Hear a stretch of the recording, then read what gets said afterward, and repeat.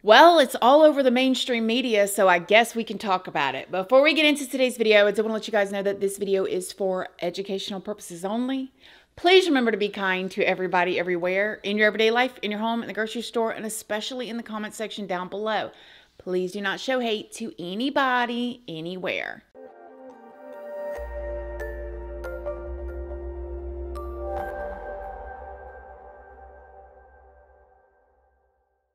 So I know y'all see it, and I know y'all have been hearing the chatter out there in these media streets, but some documents, some long-awaited documents have been released. And it's really been going around that the Jeffrey client list has been released. The Jeffrey client list has not necessarily been released, but some documents have been released. Oh, if you don't already know me, hi, my name is Christina.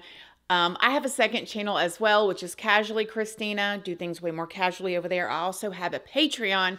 My Patreon is for 18 and up, and over there we talk about more personal stuff. We go live over there, and there is a $2 tier over there for all of the true crime stuff that cannot go onto YouTube due to their terms and policies. That goes over on my Patreon under the $2 tier. Make sure you read the About section and what each tier offers before you join, though. I also have an Instagram, a Facebook, a Snapchat, and I'm on Like to Know It. All of those links are down in the description box if you want to come and check me out. So before we get into it, I want to say a couple things. Stay to the end of the video because we got some good opinions and stuff that I'm going to give you guys at the end of the video. But this feels like a big distraction. I hate to be that person, but I just have to say it. Why now? Why all of a sudden now? Well, first of all, this is an election year. Hate to break it to you, friend, but your balloon's getting ready to pop. And that balloon's full of your own butt toots. So I hope everybody's buckled up and ready. You already know it's coming, okay? So we're starting off 2024 with this push. I don't know what it's a distraction from right now, but the fact that it's being reported so heavily in the mainstream media when it was so quiet every other time that things were being talked about this situation. I'm still trying to be very careful with my words. If y'all been with me for a few years, you know what I mean when we tried to talk about this years ago over here. But now all of a sudden, like, it's everywhere. And there's a certain narrative that's being pushed. And there's some collateral damage type of people that just keeps getting thrown out there because they are easy targets, in my opinion. Before we go any further, I did want to stop and thank today's sponsor, HelloFresh. HelloFresh is a meal kit delivery service that delivers fresh and quality ingredients from the farm to your front door in less than a week. And with it being 2024 now, if you have New Year's resolutions to save money, to eat better, and to stress less, HelloFresh can help you with all three. And with HelloFresh, you can say hello to your most delicious year yet. Please don't go into 2024 in that like meal rut where you've worked all day, or you've been busy with the kids all day, or you've been at school all day long, or you've just been hanging out and you're like, what am I gonna cook for dinner? Everything is so boring. I have done this meal a million times. How many different ways can I make chicken? Well, HelloFresh will help you revamp your dinner or your meal planning. And if anybody is looking to start off their new year with new eating habits, HelloFresh can help you with that as well. They have calorie smart meals, they have protein plus meals, and they have, which is one of my personal favorite, they're like quick and easy meals. Some of them only take 15 minutes, you guys. And I'm here to tell you, sometimes I don't have but about 15 minutes to get dinner ready and get it on the table. And we won't even get into the whole going grocery shopping nowadays and how expensive everything is even to go grocery shopping. So the fact that I get my HelloFresh delivered right to my front door, I have my recipe cards right there, I have the items right there, and I can cook a delicious and nutritious meal for me and my family. I couldn't ask for more. If you want to try HelloFresh, all you gotta do is go to HelloFresh.com and use my code Christina Randall free, and you can get one free breakfast item for life. Yes, if you sign up right now, HelloFresh.com, and use my code Christina Randall free, you can get one free breakfast item per box in your active subscription for life. Thanks again, HelloFresh. But nevertheless, let's talk about what was in these documents. It's not a list of people. Like everybody keeps expecting to get the little black book or the list of people. There's stuff that is so much more valuable than a list of people that rode on this plane or whatever, hung out, got pictures taken with Jeffrey and Ghislaine. There's so much more valuable stuff than that. And we're going to talk about that too, though. But it's not a list. It's actually over 900 pages of court documents. There's testimonies or transcripts from testimonies from people that worked with Ghislaine and J.E. There was a ton of names in these documents, but they were names of some of the people involved, a lot of people who have passed away conveniently. But there were also just a lot of fluff names, in my opinion, like the court recorder and people that actually just worked at the courthouse. There was also a lot of he said, she said in these documents. A lot of, Jeffrey told me this. Jeffrey said he likes this. Jeffrey got off of the phone and said that this person said this, which doesn't really hold up, even though it's probably true, but it's still, that third-party information. And there was some police reports in there that had some very interesting items that were found. And if you guys want to hear me read those, we would have to do that over on my Patreon under the $2 tier. You don't need to join my Patreon in order to find out what was in these reports. You can go and find them on the internet and read them yourself. But if you want to go over them with me, then you can join my Patreon. It's in the link below, and we're going to be doing that at some point too, because some of the things that was found was like,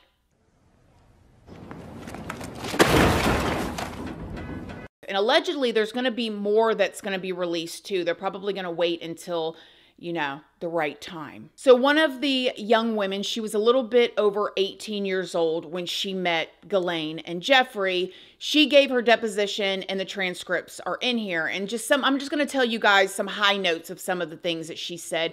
We all pretty much know what they were about, right? Like we know those things, whatever. But some of the things that I found interesting was how he met some of these young girls. And mind you, Joanna met Ghislaine because back in 2001, Ghislaine was literally on her college campus, and she approached her and was asking her about where she could post on a bulletin board about hiring somebody to come and work for them. So Ghislaine is literally on a college campus scouting out young girls.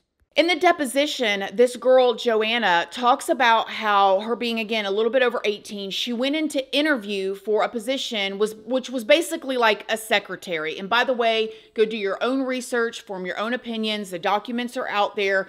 I am not a professional. I'm just giving you guys everything through my own words and my own opinions. So everything's alleged.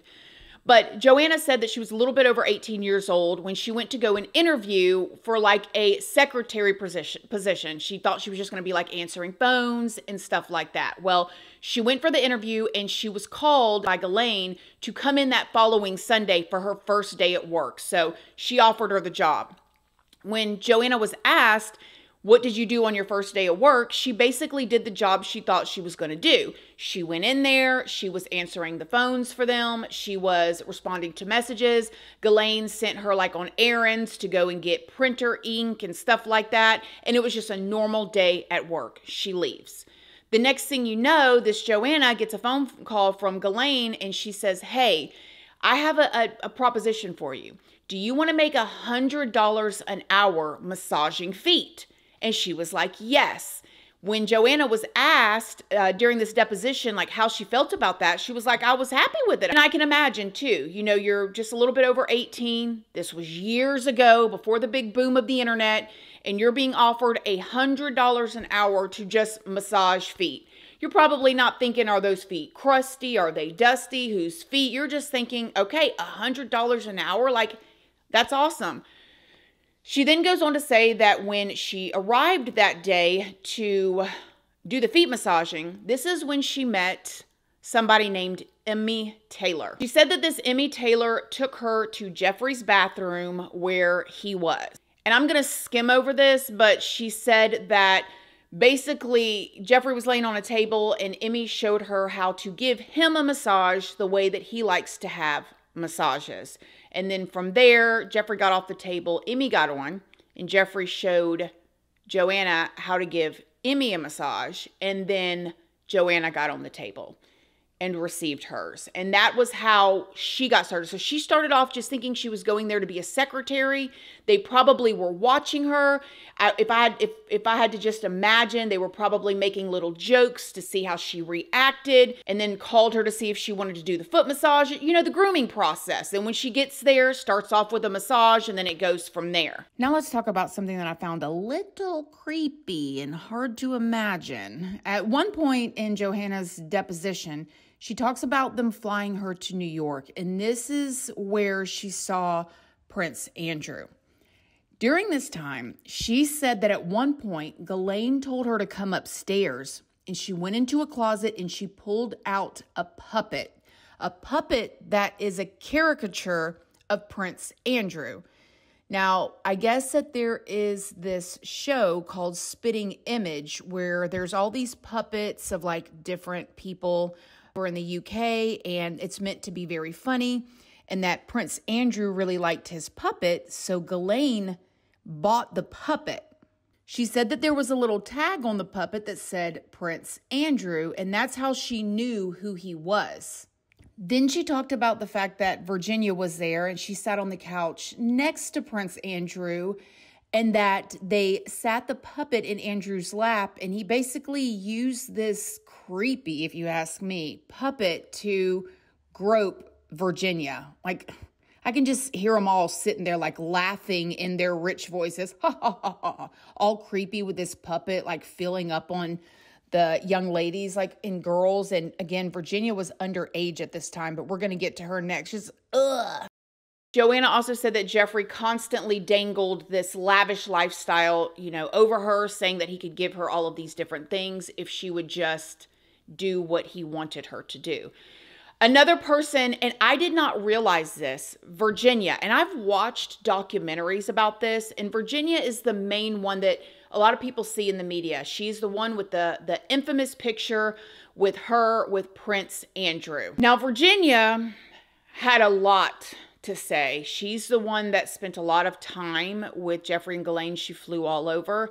And from the document, she basically started with them when she was around 16. And Virginia seemingly had some sort of rough life or childhood or some obstacles in her childhood, because she actually ended up, when she was younger, going to a place called Growing Together, which was described as a group home that sent you away to foster parents every night. Then at some point, she did end up getting a job working, I guess, at Publix, bagging groceries. And then from there, her dad got her a job working at Mar-a-Lago. You guys know Donald Trump's place. So she got a job working there.